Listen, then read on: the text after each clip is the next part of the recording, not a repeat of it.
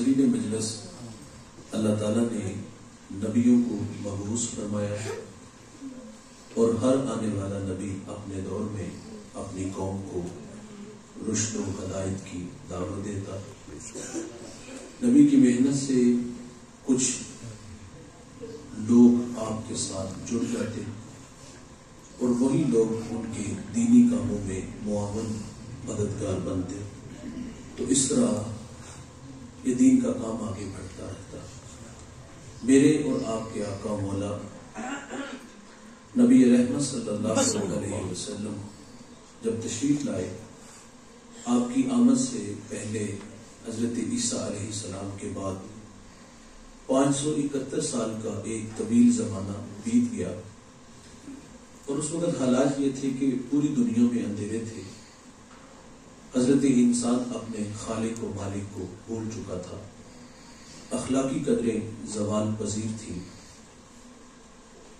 اور میرے رسول صلی اللہ علیہ وسلم نے تشریف لا کر کے بھٹکی ہوئی انسانیت کو ہدایت کی راہیں بخشی، اور قولوا لا الہ الا اللہ تفلحوا کی صدا جزیرے عرب میں گونج اٹھتی ہے، تو جس شخص کو سب سے پہلے ایمان نصیب ہوا، جو ایمان لانے میں سبقت اختیار کرتا ہے، جو دینی کاموں میں حضور کا سب سے پہلا معاون بنا، بہت بڑا نام ہے، وہ اس امت کا پہلا صوفی بھی ہے، صحابی بھی ہے، وہ راست رو بھی ہے، راست گو بھی ہے، وہ معاملات دنیا کو سلجھانے کا ڈب اور سلیقہ بھی جانتا ہے۔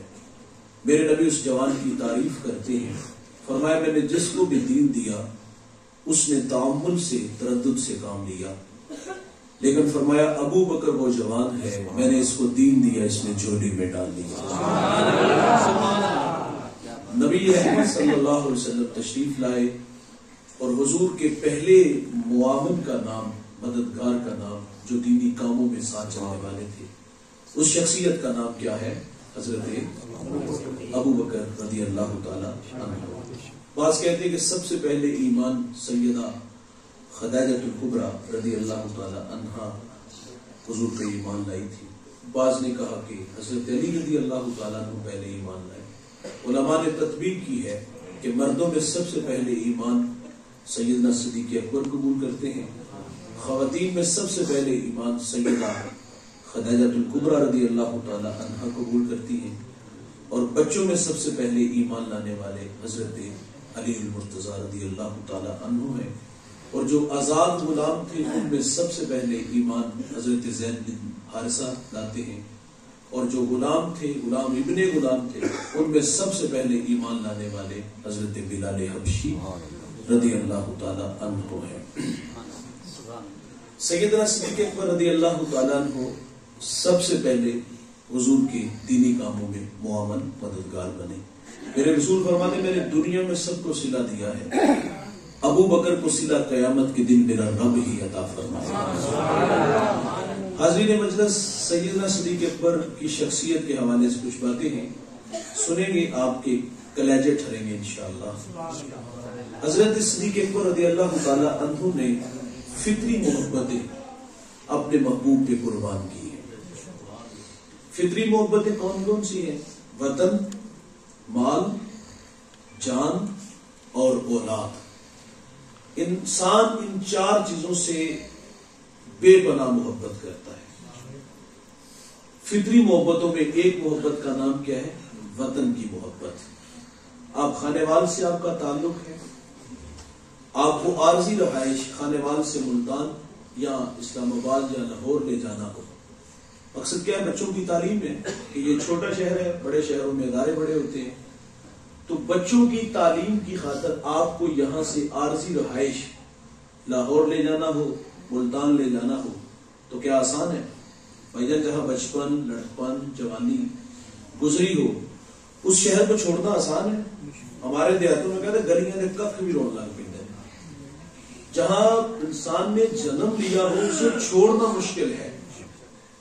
حالانکہ ہم ہفتے میں 2 دفعہ اپنے شہر میں آتے ہیں، یہاں ہمارے کھیت ہیں، یہاں ہمارے کاروبار ہیں، یہاں ہمارے گھر ہیں، یہ تو فقط بچوں کی تعلیم کے لیے ہمیں عارضی رہائش ملتان لے جانا ہو تو مشکل ہے، اور ان لوگوں سے پوچھو جنہوں نے وطن چھوڑ کے دیار غیر میں چلے گی. کبھی ان پردیسیوں سے پوچھ کے دیکھو وطن کی محبت کیا ہوتی ہے. مجھے باہر ایک دوست ملے, میں نے کہا یار میں تو یہاں ایک ہفتے کے لیے آیا ہوں تبلیغ کے لیے, اور میں نے پھر واپس چلے جانا, میرا تو یہاں دل ہی نہیں لگا. تو آپ 2-2, 3-3, 4-4 سال واپس ہی نہیں جاتے؟ تو وہ کہتے ہیں مولانا میں یہاں اکیلا مشقت میں, اس میں کوئی شک نہیں, میں 8-18 گھنٹے کام کرتا ہوں, تھک بھی جاتا ہوں, لیکن میرا تھوڑا سا مشقت میں آنے سے میرے گھر کے 8 افراد اسودہ زندگی گزار رہے ہیں, تو میں ان کی خاطر یہاں پردیس میں دھکے کھا رہا ہوں. میں انتہائی معذرت سے کہوں گا, ناراض نہ ہوئیے گا, میں پردیسیوں کے حق میں ایک بات عرض کروں گا. مجھے اس بات نے بڑی اذیت دی کہ اس اکیلے کو 8 لوگوں کی فکر ہے کہ انہیں اچھا کھانا ملتا ہے, وہ اچھا لباس پہن لیتے ہیں, بھائی اچھی تعلیم حاصل کر رہے ہیں, بیٹیاں کے نکاح کرنے ہیں, اس کے لیے پیسہ اکٹھا کرنا ہے. اس اکیلے کو 8 لوگوں کی فکر ہے, لیکن جو ہم پیچھے 8 لوگ ہوتے ہیں, ہم میں سے کسی ایک کو بھی فکر نہیں ہوتی اس بھائی کی.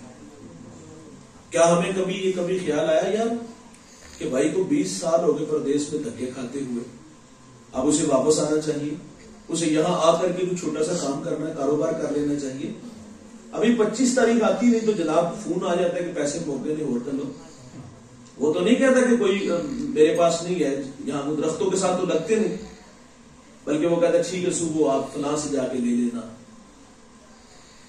تو انتہائی معذرت سے بھائی جان, اس اکیلے کو 8 لوگوں کی فکر ہے. اور یار تھوڑے بچا بھی لیا کرو, تھوڑے سے سیو کر لو یار. فیصلہ کرو کہ بھائی کو 20 سال بعد بلکہ 10 سال بعد واپس وطن بلانا ہے, یہاں کو اس کو کاروبار شروع کروانا ہے. زیرو سے ہیرو ہمیں یہ بناتے ہیں, ہمیں پنڈ کا چودھری یہ لوگ بناتے ہیں, لیکن انتہائی معذرت سے جب یہ 20 سال بعد نکارا ہو کے آتے ہیں نا, بوڑھے ہو جاتے ہیں, کام کرنے کے قابل نہیں رہتے, فیکٹری والے بھی رخصت دے دیتے ہیں. جب 20 سال بعد واپس آتے, جہاں سے شروع ہوتے ہیں ان کو وہیں سے شروع کرنا پڑتا ہے دوبارہ. بھائی بھی قبول نہیں کرتے, وہ کہتے کیتا کہ تو ساڑھے واسطے بنایا کہ یہ 2 کنال کا گھر کہاں سے آیا, تیرے پاس ماسٹر ڈگری ہے کہاں سے آئی, آج تو 17ویں اسکیل کا 18ویں اسکیل کا افسر بنا, کیسے بن گیا. اپنے پردیسی بھائیوں کے حال پہ بھی یار ہمیں رحم کرنا چاہیے. یہ بڑی محنت سے پیسہ کماتے, یہاں آگے اچھے کپڑے پہن لیتے, ورنہ باہر پردیش میں جا کے دیکھو کتنی تلخ ان لوگوں کی زندگی ہے. جب یہاں سے اڑتا ہے نا جہاز 7 سمندر پار جاتا, دل پہ پتھر رکھ کے یہاں سے گزرتے ہیں. وطن کی محبت فطری محبت ہے, اسے چھوڑنا آسان. میرے نبی صلی اللہ علیہ وسلم جب ہجرت کر کے مدینہ گئے تو بلال حبشی رضی اللہ تعالیٰ عنہ مکہ کی جدائی میں اتنا روتے کہ آپ بیمار ہو گئے, دکھی اشعار پڑا کرتے تھے کہ یا اللہ ایک رات دے دے ہم مکہ میں گزارا ہے. سیدہ عائشہ رضی اللہ تعالیٰ عنہ نے حضور سے عرض کیا کہ بلال تو رو کے بیمار ہو گئے مکہ کی جدائی میں. تو حضور ہاتھ اٹھاتے, یا اللہ تو نے جس طرح مکے کی محبت ہمارے دل میں پیدا کی, اس سے 2 گنا زیادہ مدینے کی محبت ہمارے دلوں میں ڈال. یہ فطری محبت ہے. وطن چھوڑنا آسان نہیں, لیکن سیدنا صدیق اکبر رضی اللہ تعالیٰ عنہ نے مکہ المکرمہ کو چھوڑ دیا. مکہ وہ شہر ہے بھائی جہاں اللہ کا گھر کعبۃ اللہ ہے, وہ گھر جس پہ اللہ کی 120 رحمتیں اترتی ہیں. اس شہر مکہ کو چھوڑا جہاں صفا مروہ ہے, جہاں حجر اسود ہے, جہاں مقام ابراہیم ہے.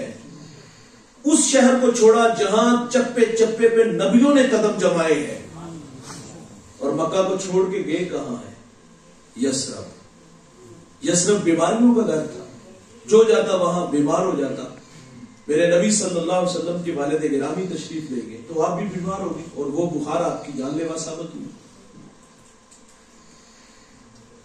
یہ فطری محبت ہے, چھوڑنا مشکل ہے, لیکن حضور نے فرمایا ابو بکر ہجرت کرنے تیار رہنا. حضور دستک دیتے تو ابو بکر دروازہ کھول دیتے. فرمایا ابو بکر دروازے کے پاس, کہا جب سے حکم دیا دروازے کے ساتھ ہی لگ کے بیٹھا. تو یہ فطری محبت کی قربانی دی, وطن چھوڑ دیا. اللہ اکبر. اور گئے کہاں ہے؟ یثرب گئے. صدیق اکبر جانتے تھے کہ شرف مکان کا نہیں ہوتا, شرف مکین کا ہوتا ہے.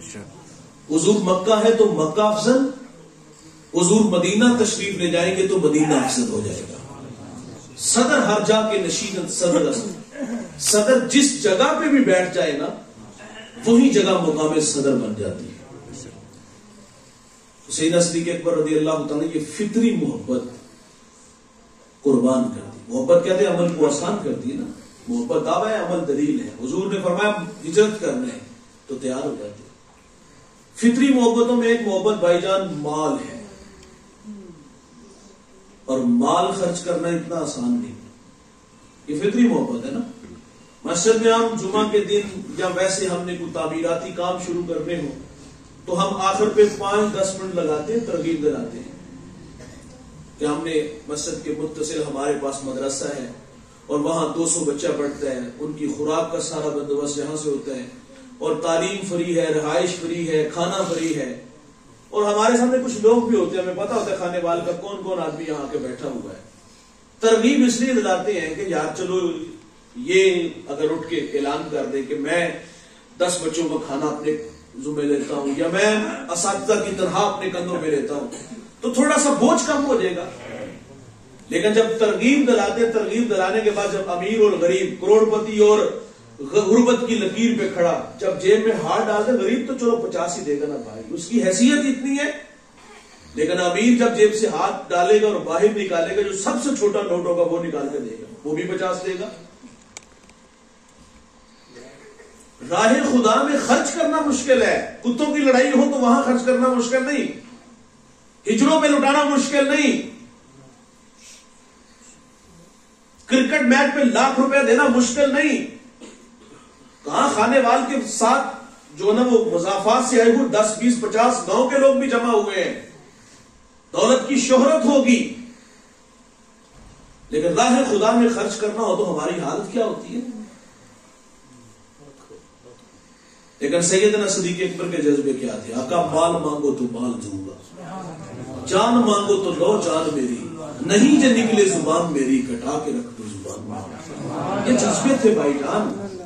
غزوہ تبوک کے موقع پر حضور نے فنڈ کا اعلان کیا نا، تو ہر ایک نے اپنی اپنی استطاعت کے مطابق دیا. اور حضرت عمر رضی اللہ تعالیٰ عنہ کہتے آج میں ابو بکر سے بڑھ جاؤں گا. اچھا صحابہ کرام عمل میں بڑھنے کی کوشش کرتے تھے اور ہم لوگ دولت میں ایک دوسرے سے بڑھنے کی کوشش کرتے ہیں.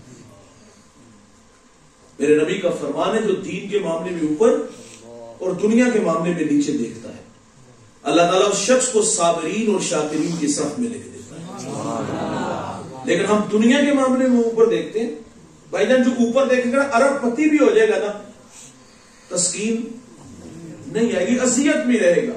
لیکن جب نیچے دیکھنا شروع کر دیں گے نا، کروڑ پتی نیچے دیکھے نا، یار سائیکل والا اسے دیکھو جس کے پاس اپنا سائیکل نہیں، اور جس کا گھر کا چھت بارش کی وجہ سے ٹپکتا ہے، وہ ساتھ والا امیر کا گھر کیوں دیکھتا ہے؟ وہ ان لوگوں کو بھی دیکھ لے جن کے پاس اپنا گھر بھی نہیں.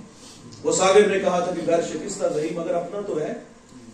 بھائی جان جب نیچے دیکھو گے تو تسکین ملے گی. سادی شرافی مسجد سے نکلے جوتے چرا لیے گئے، دل میں خیال آیا، بات آئی، خیر باہر آئے تو دیکھا کہ ایک شخص کے پاؤں ہی نہیں تھے. وہی سجدہ کیا کہ یا اللہ تیرا شکر ہے پاؤں تو سلامت ہے. جب نیچے دیکھو گے تو تسکین ملے گی، اوپر دیکھو گے تو تسکین نہیں. صحابہ اکرام عمل میں بڑھنے کی کوشش کرتے تھے، اور ہم اپنے بچوں کو ترغیب عمل میں بڑھنے کی دیتے ہیں کہ فلاں کا پتر نماز پڑھتا ہے، پتر تم بھی پڑھا کر. فلاں کا بیٹا تہجد بھی پڑھتا ہے، بیٹا تم بھی پڑھا کر. فلاں کا بیٹا بائی ماما ہوتا ہے، بیٹا داڑھی رکھی ہوئی ہے، وہ حضور پہ درود پڑھتا ہے، اس کی آنکھوں پر حیا ہم نے دیکھی، بیٹا تو بھی زندگی اس طرح گزار. ہاں یہ ضرور کہا جاتا ہے پتر فلاں پاپڑ بیچنے والا، فلاں غبارے بیچنے والا، آلو چھولے بیچنے والا کہاں سے کہاں چلا گیا، تم نے کمو وہیں ریڑھی پہ کھڑے ہو. اور جب بھی بات کی تو دنیا کی بات کی، جب بھی بات کی تو پیسہ اکٹھا کرنے کی بات کی. لیکن وہ عمل کی ترغیب تھی بھائی جان. غزوہ تبوک کے موقع پر حضرت عمر کہتے ہیں آج ابو بکر سے بڑھ جاؤں. ان کے پاس مال زیادہ تھا نا، تو آدھا لے آئے اور آدھا چھوڑ آئے. زکات کتنی فرض ہے؟ 2.5%. پہلی امتوں پہ 10% تھی، اور کتنا لے کے آئے؟ 50% لے آئے، اور آدھا گھر چھوڑ آئے. اور سیدنا صدیق اکبر رضی اللہ تعالیٰ عنہ تن کے کپڑے بھی لے آتے ہیں. ٹاٹ کا خرقہ پہنتے ہیں, کانٹوں کے تک میں لگاتے ہیں, اور یار دیوار کے ساتھ ہاتھ مارتے ہیں کہ کوئی سوئی بھی نہ کر رہے تھے. سب کچھ لے کر کے حضور کی خدمت میں حاضر ہو گئے. اور اللہ کے حبیب صلی اللہ علیہ وسلم یہ سوال نہیں کرتے کتنا لے کے آئے ہو. اگر یہ سوال ہوتا نا کتنا لائے ہو, تو پھر حضرت عمر رضی اللہ تعالیٰ عنہ جو لائے تھے وہ ابو بکر کے سارے مال سے زیادہ تھا. سوال ہی بدل دیا گیا. فرمایا عمر گھر کیا چھوڑ آئے ہو؟ عرض کی آدھا لے آیا ہوں آدھا چھوڑ آیا ہوں. ابو بکر سے پوچھا گھر کیا چھوڑ آئے ہو؟ کہا جو گھر میں تھا وہ محمد کے قدموں میں ہے. گھر میں اللہ رسول کی محبت چھوڑا. تو وہاں حضرت عمر نے کہا تھا کاش کہ میں ابو بکر کے سینے کا اعتبار. عمر کون ہے بھائی؟ جس کے سائے سے شیطان بھاگے, راستہ بدلے. فرمایا میرے بعد اگر کوئی نبی ہوتا تو یہ جوان ہوتا, 23 لاکھ مربع میل کا حاکم ہے. اور آرزو کیا ہے؟ وہ عمل میں بڑھنے کی کوشش کر رہے تھے. اور یہ ادا جو ابو بکر نے اپنائی نا اللہ کو بڑی پسند ہے. اللہ نے جبریل علیہ السلام کو حکم دیا کہ میرے محبوب کی چوکھٹ پہ حاضر ہو جاؤ, لیکن فرمایا جانا اس طرح جس طرح ابو بکر گئے ہیں. ٹاٹ کا خرقہ پہنو, کانٹوں کے تکمے لگاؤ. حضور کی خدمت میں حاضر ہوئے تو حضور فرماتے جبریل آج کس ادا میں آ گئے ہو؟ عرض کی آج کی ادا جو ابو بکر نے اپنائی ہے وہ اللہ کو بڑی پسند آئی. کہتے ہیں میرے ہی اوپر کیا موقوف ہے, آج کا ٹاٹ کا خرقہ سلطنت سماویہ کا سرکاری لباس پر ٹھہرا ہے. مال راہ خدا میں خرچ کیا. ہم تو سانپ بن کے بیٹھے ہوئے ہیں, آج تو تھوڑی دولت کی ہے, خرچ کرنا ہی مشکل ہو گیا بھائی. لیکن انہوں نے بے دریغ اللہ کی راہ میں خرچ کیا, سب کچھ لٹا دیا. تن کے کپڑے بھی پیش کر دیتے ہیں. یہ مال کی محبت فطری محبت ہے. آج ہمیں خرچ کرنا پڑے تو آسان ہے, بہت مشکل. اچھا پچھلے دنوں تقریباً 3-4 دن ہوئے میں ادھر اپنے آفس میں بیٹھا تھا, ساتھ دارالفتہ ہے, تو کسی صاحب نے کال کر کے مسئلہ پوچھا کہ مولانا میں نے یہ اللہ سے وعدہ کیا تھا کہ میں جب کاروبار کروں گا تو پہلا نفع جتنا بھی ہوگا وہ میں سارے کا سارا اللہ کی راہ میں دوں گا. تو ماشاءاللہ نفع بہت زیادہ آیا. اب صاحب پریشان ہو گئے کہ پیسے تو بہت زیادہ ہیں, تو اب کیا کریں, اللہ نے کس طرح کر لیں گے. تو وہ کہتا ہے کہ آپ مجھے یہ بتائیں کہ میں آدھا دے دیتا ہوں اور بقیہ جو آدھے ہیں وہ میں تھوڑے تھوڑے کر کے دے دوں. ہمارا تو مزاج یہ ہے بھائی, آج یہ تو خرچ کرنے مشکل ہے, یہ اللہ سے وعدہ کیا ہے, منت مانی تھی نا, اب سارے دے, لیکن اب دینے مشکل ہو گئے, خرچ کرنے مشکل ہو گئے.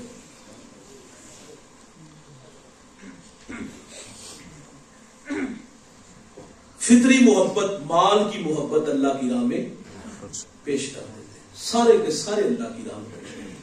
مال مانگو تو مال دوں گا, جان مانگو تو جان دوں گا. یار اللہ نے مال دیا تھا نا تو خرچ کرنے کا مزاج بھی بڑھا تھا. حضور ایک دن فرماتے ہیں اصحاب کا جرمٹ تھا تو حضور فرماتے آج کس نے روزہ رکھا؟ اللہ اکبر. عرض کی حضور آپ نے پوچھا ہے تو میں عرض کرنے لگا کہ آج روزے دار میں نے روزہ رکھا ہوا ہے. ہم تو بہانے سے بتا دیتے ہیں نا, ہم بہانے سے بتا دیتے ہیں کہ آج روزہ رکھا ہے یا کوئی اچھا کام کیا ہے, لیکن وہ کیا عرض کرتے, حضور آپ نے پوچھا ہے تو میں عرض کر رہا ہوں, ورنہ اس کو پوشیدہ رکھتا. اور آپ کا عمل تو یہ تھا یار, حضرت عمر رضی اللہ تعالیٰ عنہ سیدنا صدیق اکبر رضی اللہ تعالیٰ عنہ سے ملاقات کے لیے آئے تو وہاں ایک رجسٹر پڑا ہوا تھا, اس پہ کچھ نام لکھے تھے, معاونین کے بھی لکھے تھے اور جو مجبور لوگ تھے, بیوہ, یتامہ, مساکین کے نام تھے, اور ساتھ دوسرے لوگوں کے بھی نام تھے. تو ایک جگہ بیوہ کا نام تھا اور خدمت گزار کا نام بھی لکھا تھا, خالی جگہ تھی. حضرت عمر نے وہاں اپنا نام لکھ دیا. اگلے دن آپ اس کے گھر گئے, کہا بہن میں حاضر ہوں, انہوں نے اس خاتون نے شکریہ ادا کیا کہ اللہ آپ کو جزا دے، آنے والا اپنی ڈیوٹی بڑی ذمہ داری سے سر انجام دیتا ہے۔ کہا کون ہے؟ کہا میں نہیں جانتی، وہ آتا ہے دستک دیتا ہے تو میں پردے میں چلی جاتی ہوں، وہ میرے گھر کے برتن دھوتا ہے، جھاڑو دیتا ہے اور بشکی سے بھی بھرتا ہے اور پھر چلا جاتا ہے۔ حضرت عمر رضی اللہ تعالیٰ فرماتے ہیں میں دوسرے دن تھوڑا سا جلدی چلا گیا کہ چلو یہ خدمت میں، کیونکہ میں وہاں لکھا ہوں تو یہ خدمت میرے کندھوں پہ۔ فرماتے ہیں دوسرے دن جلدی گیا تو میں نے پھر دستک دی، بہن میرے لائق کو حکم، کہا وہ بڑا ذمہ دار ہے، وہ آیا ہے اور سارے کام کر کے چلا گیا ہے۔ فرماتے ہیں میرے دل میں شوق پیدا ہوا کہ میں اس کی زیارت تو کروں، وہ کون ہے؟ آپ فرماتے ہیں میں تھوڑا سا اور جلدی چلا گیا اور پھر ایسے زاویے میں کھڑا ہو گیا جہاں سے آنے والا مجھے آسانی سے دکھائی دے سکے۔ فرماتے ایک صاحب آئے تو میں نے آواز دی کون ہو آپ؟ تو آواز آتی امیر المومنین۔ آپ فرماتے میں آگے بڑھا تو میں نے کیا دیکھا کہ حضرت سیدنا صدیق اکبر رضی اللہ تعالیٰ عنہ کے پاؤں میں جوتے نہیں تھے۔ اللہ اکبر، عرض کی کہ حضور والا جوتے ہیں نہیں، یہ ارادہ تر نہیں پہنے؟ تو فرمایا ارادہ تر نے پہنے۔ کہا کیوں؟ کہا یہ وقت لوگوں کے آرام کا ہے اور میں جوتے اس لیے نہیں پہن کے آیا کہ کہیں میرے قدموں کی آہٹ کی وجہ سے لوگوں کی نیند میں خلل نہ پڑے۔ رک جائیے گا بھائی جان 2 لمحوں کے لیے یہاں، پاؤں کے جوتے کی آہٹ کتنی ہوگی بھائی؟ میں اور آپ اگر اس کو بغور دیکھیں ہم تو سمجھتے یہ تو بات ہی کوئی نہیں، ایسے ہی ہے نا، لیکن وہ کتنے حساس لوگ ہیں کہ میرے قدموں کی آہٹ کی وجہ سے کسی کی نیند میں خلل نہ آئے۔ اب ہم دیکھ سکتے ہیں کہ ہماری شرارتوں کی وجہ سے ہمارے ہمسائے کتنے تنگ ہیں۔ ہم نے بیٹے کا نکاح کرنا ہے تو 10 دن پہلے پورے محلے میں، پوری شہر، پوری بستی میں یہ شور مچا ہوتا ہے، ڈھولک کی تھاپ پہ ماں بہن بیٹیاں بھگڑے ڈال رہی ہے، ساتھ والے ہمسایوں کو جینا حرام کیے۔ وہ تو بیچارہ صرف اتنا کہتے ہیں کہ پاجی دیکھ دی آواز ہی ہلکی کر لو، وہ کہتا ہے میرے گھر میں گانا چل رہا ہے تمہیں کیا تکلیف ہے؟ اور پھر وہ ضد میں آ کے جو تماشے لگاتا ہے، چھت پہ چڑھ کے جو نا وہ سیڑھیاں مارتا ہے اور اوباش لڑکوں کو لے چڑھ جاتا ہے، اور پھر آواز کا رخ جو ہے وہ ڈیک کا رخ بھی ان کے گھر کی طرف کر دیتے۔ یہ ہمارے رویے، اور وہ کہتے ہیں میں جوتے اس لیے پہن کے نہیں آیا کہ قدموں کی آہٹ کی وجہ سے کسی کی نیند میں خلل نہ آئے۔ اور دوسرا پہلو بھائی، خدمت کے جذبے دیکھو کیسے ایسے وقت میں آتے ہیں جس وقت میں اللہ کے علاوہ انہیں کوئی بھی نہیں دیکھتا۔ ہمارے ہاں تصور یہ ہے کہ نیکی وہ ہوتی ہے جو دکھائی دے، ہم اسے سمجھتے ہیں نیکی۔ آٹے کا تھیلا دینا تو دکھائی دینا نیکی، 500 کا نوٹ دینا تو لائن میں کھڑا کر کے رسوا کر کے دیتے تو نیکی ہم اس کو سمجھتے ہیں۔ میں ایک سفر میں تھا تو میں نے ایک جگہ رش دیکھا، میں نے میرے ساتھ دوست میں نے رکو یار اللہ خیر فرمائے، کوئی حادثہ تو نہیں ہوا؟ رک کر کے پوچھا گیا تو انہوں نے کہا کہ یہاں ایک سخی دسترخوان بچھائے بیٹھا ہے اور لوگوں کو جو ہے نا یہاں آٹا بھی دیتا ہے، کھانا بھی کھلاتا ہے اور 500 کا نوٹ بھی دیتا ہے۔ بیٹیاں بھی تھی، بوڑھے بزرگ بھی تھے، اور یار شرم ہی نہ آئی یار، وہ خدمت کرو جس طرح سیدنا صدیق اکبر کا مزاج ہے، دائیں سے دو بائیں کو خبر بھی نہ ہو۔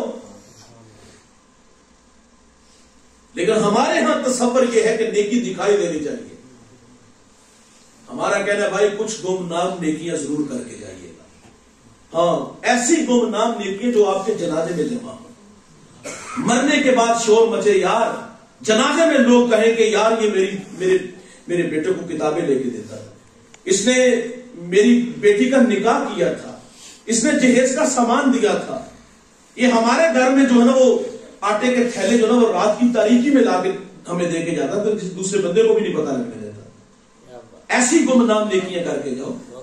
واصف علی واصف نے ایک ادارہ بنایا، دن بدن خسارے میں جانے لگا، کسی نے کہا حضرت کسی کو کتابیں فری دے رہے ہو، کسی کی فیس معاف کر رہے ہو، کسی کو یونیفارم ویسے دے رہے ہو، ادارے اس طرح تو نہیں چلتے۔ تو واصف علی واصف کہتے میں تو اپنے جنازے کے لیے بندے اکٹھے کر رہا ہوں۔ بھائی جان کچھ اپنے جنازے کے لیے بھی تو لوگ اکٹھے کرو، ایسی گمنام نیکیاں کر کے جاؤ جس طرح سیدنا صدیق اکبر نے کی تھی، دائیں سے دو بائیں کو خبر بھی نہ ہو۔ تو یہ ان کا مزاج تھا۔ عرض کی حضور آپ نے حکم فرمایا تو میں عرض کرتا ہوں، میں روزے دار ہوں۔ حضور فرماتے آج کس نے جنازہ پڑھا؟ عرض کی حضور آپ نے حکم دیا تو میں عرض کرتا ہوں آج میں نے جنازہ پڑھا۔ حضور فرماتے آج کس نے بیمار کی عیادت کی؟ تو عرض کی حضور میں نے عیادت کی. معذرت سے کہوں گا ہمارے ساتھ ہمارے صفوں میں کھڑے ہو کر ہمارے نمازی کندھے سے کندھا جوڑ کے نماز پڑھنے والا کو نمازی بیمار ہو جائے نا, بیمار کیا ہماری بھی جائے نا تو ہمیں پتہ نہیں چلتا. میرے رسول صلی اللہ علیہ وسلم 3 دن کو مسجد میں نہیں نہ آتا تھا, حضور اس کے گھر چلے جاتے تھے.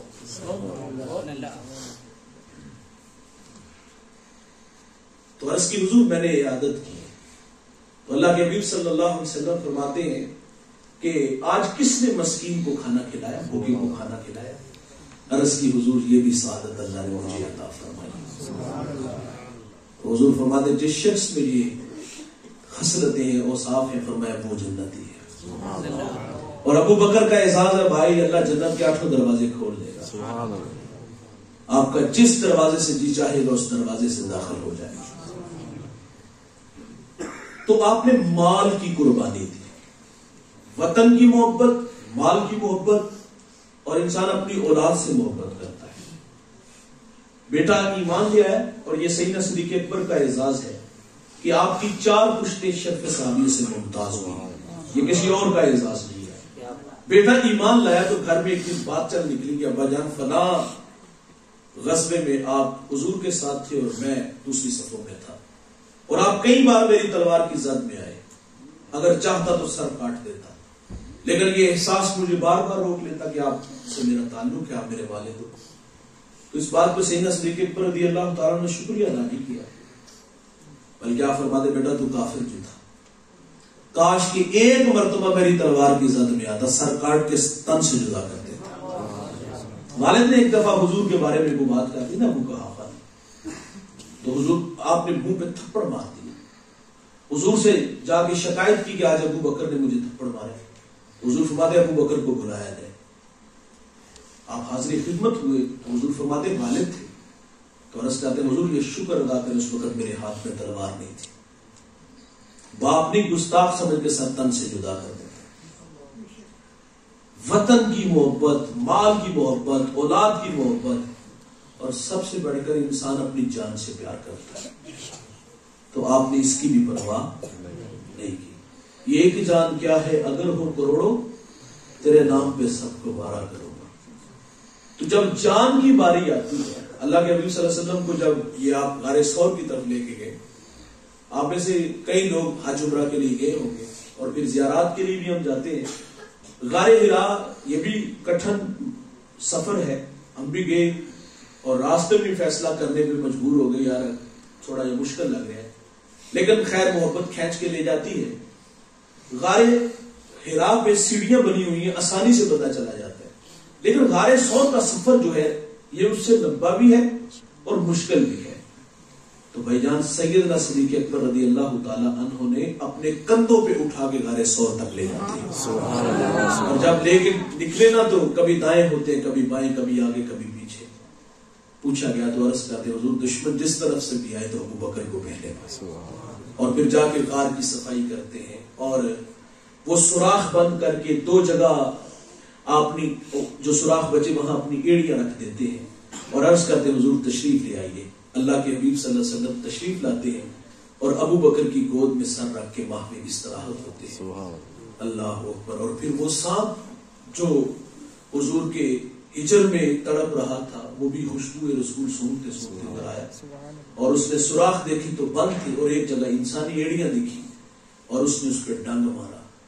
اللہ اکبر. جب ڈنگ لگا نا تو آپ نے پاؤں کو جنبش نہیں ہونے دی, کیونکہ کہیں حضور کی آرام میں خلل نہ ہو رہے. اپنے پاؤں کو جنبش بھی نہیں ہونے دی. ہمیں تو سوئی چبھے, کانٹا لگے تو پورا جسم جو ہے نا وہ درد میں مبتلا ہو جاتا ہے, لیکن وہ سانپ پہاڑی سانپ ڈنگ مارتا ہے, ابو بکر اپنے پاؤں کو جنبش نہیں ہونے دیتے. بے اختیار آنکھوں میں آنسو آئے, حضور کے رخسار پہ گرے, حضور بیدار ہوئے. فرمایا ابو بکر کیا ہوا؟ محبت کی کہانی سنیے گا.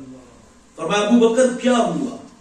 بھائی جان جب ہنگامی حالات ہو نا تو پھر القابات انسان بھول جاتا ہے, لیکن ابو بکر ادب کے کرینوں کو نہیں بھولے. آپ کی ہمسائیگی میں آپ کے پیر صاحب کا گھر ہو, مولانا صاحب کا گھر ہو, یہ محبوب لوگ ہیں, تو خدا نخواستہ اچانک چور آ جائے تو کیا آپ شیخ کو مدد کے لیے یا مولانا صاحب کو مدد کے لیے پکاریں گے تو کیا القابات بولیں گے؟ حضرت علامہ مولانا صوفی باصفا پیر صاحب کا نام لینے سے پہلے 3-4 کو القابات لگائیں گے؟ نہیں بھائی جان، ہنگامی حالات ہے نا، چور ہی کہیں گے نا. تو سیدنا صدیق اکبر کے پاؤں پہ سانپ نے ڈنگ مارا. حضور پوچھتے ابو بکر کیا ہوا؟ اس وقت میں کیا کہنا چاہیے تھا کہ سانپ مجھے سانپ نے ڈس لیا؟ نہ بھائی، ادب کے کرینوں کو نہیں بھولے. کہتے ہیں میرے ماں باپ پاک پہ قربان ہو جائے، مجھے سانپ نے ڈس لیا. جان کی باری آئی تو جان دینے سے بھی گریز نہیں کرتے. فطری 4 محبتیں، وطن کی قربانی دی، مال پیش کیا، اولاد کی بابت آپ فرماتے میری تلوار کی زد میں آتا، اور جب اپنی جان کی باری آتی ہے تو ڈنگ پہ ڈنگ کھاتے ہیں اور پاؤں کو جھنکش ہونے نہیں دیتے. اتنا بڑا نام ہے صاحب. آؤ بات کو آگے بڑھاتے ہیں اور گفتگو کو سمیٹ لیتے ہیں. اتنا بڑا نام ہے یار، جن کے بارے میں رسول اللہ فرماتے سب کو صلہ دیا ہے، اس کو صلہ اللہ عطا فرمائے گا. آئیے ذرا ان کا تقویٰ بھی دیکھیے، ذرا ان کا تقویٰ بھی دیکھیے. ہمارے تو پلے کچھ نہیں بھائی جان، اور ہماری ہی کیفیت کیا ہوتی ہے. سیدنا صدیق اکبر فرماتے کاش کہ میں ایک پرندہ ہوتا، ایک شجر سے اڑتا، دوسرے کی ٹہنی پہ بیٹھ جاتا، تاکہ میں قیامت کے حساب سے بچ جاتا. کبھی کہتے کاش کہ میں ایک سوکھی ہوئی لکڑی ہوتا اور لوگ اس کو جلا دیتے، میں خاک کا ڈھیر بن جاتا. یہ ان کا تقویٰ ہے. ہم تو 5 نمازیں پڑھے، بے نمازیوں کو بے نمازی کے تانے دیتے ہیں. ہم چند ٹگے راہ خدا میں خیرات کریں، لوگوں کو کنجوس کہتے ہیں، لیکن وہ کتنا بڑا آدمی ہے یار، اسلام کا پہلا صوفی اور صحابی ہے. اس امت میں ان کے احسان اتنے زیادہ ہیں، لیکن تقویٰ کس قدر ہے. ہم نے تو اسلاف کو پڑھا یار، ان کی زندگی بڑی عجیب تھی، بڑی کمال کی زندگی تھی. حضرت عمر رضی اللہ تعالیٰ عنہ حذیفہ بن یمان کو حضور نے رازدان بنایا تھے، اور جو راز کی بات ہوتی حذیفہ کے کان میں کہتے تھے، اور حضور نے مدینہ کے منافقین کے نام بتائے تھے. صحابہ کہتے جس جنازے میں حذیفہ ہوتے ہم جان جاتے یہ کوئی مومن ہے، اور جس جنازے میں حذیفہ نہ ہوتے ہم جان جاتے کہ یہ کوئی منافق ہے. حضرت عمر کا دور ہے اور آپ حذیفہ بن یمان کو بلا کے کہتے حذیفہ میں تمہیں خدا کا واسطہ دے کے کہتا ہوں، حضور نے جو تمہیں منافقوں کے نام بتائے ہیں ان ناموں میں کہیں عمر کا نام تو نہیں آتا. تو یہ بڑے لوگ تھے بھائی جان. آؤ اللہ تعالیٰ سے تقوی کی دولت مانگو. اور دوسری بات، اپنے بچوں کو صحابہ اکرام کی محبت سکھاؤ. آپ جس دور سے میں اور آپ گزر رہے ہیں یہ فتنوں کا دور ہے، گلی گلی فتنے ہیں. اور سیدنا صدیق اکبر رضی اللہ تعالیٰ عنہ کی بابت جس طرح ان لوگوں نے زبان کھولی، گالیاں دی، یہ اسلام آباد کے اندر کتا بھونکا اور اس کے بعد کراچی کے اندر جو حالات پیدا ہوئے آپ اچھی طرح جانتے ہو. اپنے بچوں کو صحابہ کی محبت سکھاؤ، اہل بیت کی محبت سکھاؤ. اگر آپ اپنے بچوں کو صحابہ کی سیرت نہیں سکھاؤ گے تو یہ فتنے گلی گلی تو ہے بھائی جان. اگر آپ ابو بکر کی محبت سکھاؤ گے نا تو اگر کوئی بدبخت بات کرے گا تو وہ بدی سے زبان کھینچے گا کہ میری ماں تو بچپن میں سکھا گئی ہے کہ ابو بکر وہ ہے، رسول اللہ فرماتے سب کو صلہ دیا ہے، اس کو اللہ قیامت کے دن عطا فرمائے. روزانہ کی بنیاد پہ یار، جس طرح ٹیچر نیا سبق لے کے آتا ہے، آپ بھی روزانہ کی بنیاد پہ کسی ایک صحابی رسول کا واقعہ اپنے بچوں کو سنایا کرو، پھر ان سے سنا بھی کرو. اگر صحابہ کی سیرت سکھاؤ گے تو آنے والے کل میں یہ صحابہ کی جو ہے وہ محبت کرنے والے بنیں گے، اور اگر نہ سکھاؤ گے تو یہ فتنے گلی گلی ہیں. اللہ تعالیٰ ہمیں ان فتنوں سے محفوظ فرمائے اور سیدنا صدیق اکبر رضی اللہ تعالیٰ عنہ کی لازوال محبت سے مالا مال فرمائے.